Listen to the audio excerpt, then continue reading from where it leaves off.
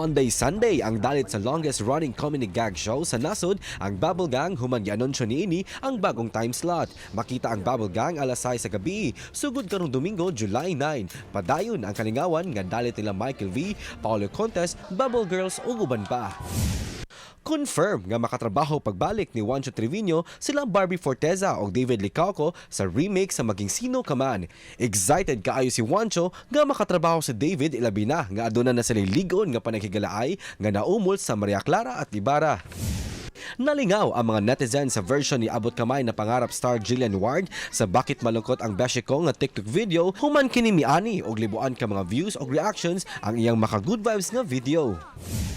Break time una sila Steve Armstrong o Jamie Robinson sa pagsalbar sa kalibutan batok sa Beast Fighter nga gidala sa real-life couple nga sila Miguel Tan Felix o Isabel Ortega. Nag-date ang duha tol sa Bruno Mars concert nga nagpakilig sa mga kapuso o fans nila. Samtang sa Voltes 5 Legacy, nagmalampuson si Prinsipe Zardo sa iyang misyon nga mailhan ang mga naglangkob sa Voltes 5 team.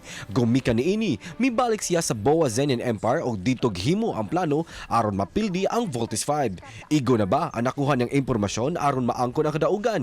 Kana nga atong tutukan karong gabi pagkahuman sa 24 oras.